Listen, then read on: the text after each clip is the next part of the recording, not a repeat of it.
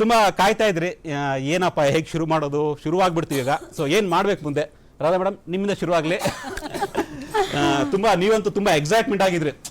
ಯಾವತ್ತು ಹೋಗ್ತೀವಿ ಆನೇರ್ ಅಂತ. ಸೊ ಆನೇರಿಗೆ ಬಂದಿದ್ದೀವಿ. ಆನೇರಿಗೆ 2 ದಿನ ಮುಂಚೆ ಆನೇರ್ ಟೈಮ್ ಬಂದ್ಬಿಡ್ತಲ್ಲಪ್ಪ, ಹೆಂಗಪ್ಪ ಮುಂದೆ ಅಂತಿದ್ರಿ. ಸೊ ಹೆಂಗ್ ಅನಿಸ್ತಾ ಇದೆ ನಿಮಗೆ?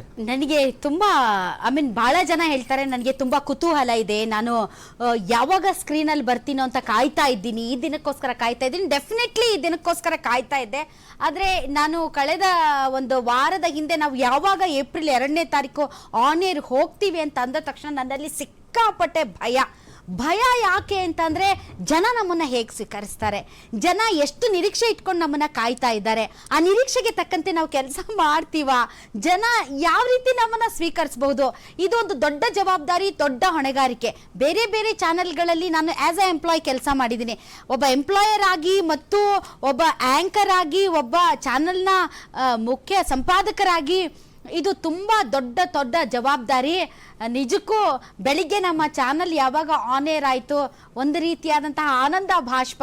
2 ವರ್ಷ ಸತೀಶ್, ನಾನು ನೀವು ಎಲ್ಲ ಕಾದಿದ್ದು 2 ವರ್ಷ ಆಫ್ ಏರ್ ಇದ್ದೀನಿ ನಾನು ಅಂತಂದ್ರೆ, ಎನಿ ಆಂಕರ್ ಯಾರು ಸ್ಕ್ರೀನ್ ಮೇಲೆ ಯಾವಾಗಲೂ 24x7 ಕಾಣಿಸ್ಕೊಳ್ತಾ ಇರ್ತಾರೆ, ಅವ್ರು 2 ವರ್ಷ ಆಫ್ ಏರ್ ಆದರೆ ಅದು ನಿಜಕ್ಕೂ ಕೂಡ ಎಲ್ಲರಿಗಿಂತ ಹೆಚ್ಚು ಪರಿಣಾಮ ಬೀರೋದು ನನ್ನ ಗ್ರಾಫ್, ನನ್ನ ಕೆರಿಯರ್ ಮೇಲೆ.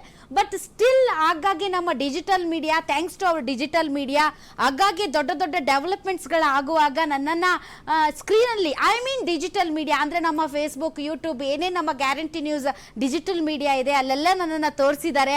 ಜನ ಮರ್ತಿಲ್ಲ, ಏನಾದರೂ ಕೂಡ ಒಂದು ಕಮೆಂಟ್ ಇರುತ್ತೆ, ರಾಧಾ ಹಿರೇಗೌಡ್ರೆ ಯಾವಾಗ ಬರ್ತೀರಾ ಅಂತ. ಇವತ್ತು ಆ ದಿನ ಬಂದಿದೆ, ಇವತ್ತು ನಾನು ಜನರ ಮುಂದೆ ಬಂದಿದ್ದೀನಿ. ನನಗಾಗ್ತಾ ಇರುವಂತಹ ಭಯಕ್ಕೂ ಖುಷಿಗೂ ಎಲ್ಲೇ ಇಲ್ಲ. ಬಟ್ ನಾಳೆ ಸಂಜೆ 6 ಗಂಟೆಗೆ ಸುದ್ದಿಯೊಂದಿಗೆ ಬರ್ತೀನಿ, ನಿಜವಾದ ಸುದ್ದಿಯೊಂದಿಗೆ ಬರ್ತೀನಿ. ಆ ಸುದ್ದಿಗೋಸ್ಕರ ಜನ ಕಾಯ್ತಾ ಇರ್ರಿ. ಆ ಸುದ್ದಿ ಅಂತಿಂತ ಸುದ್ದಿ ಅಲ್ಲ, ಅದು ಎಂಥ ಸುದ್ದಿ ಅಂತ ನೆಕ್ಸ್ಟ್ ಪ್ರೋಮೋ ಬಿಡ್ತೀವಿ, ಟ್ರೇಲರ್ ಬಿಡ್ತೀವಿ, ಆಗ ನೋಡಿ.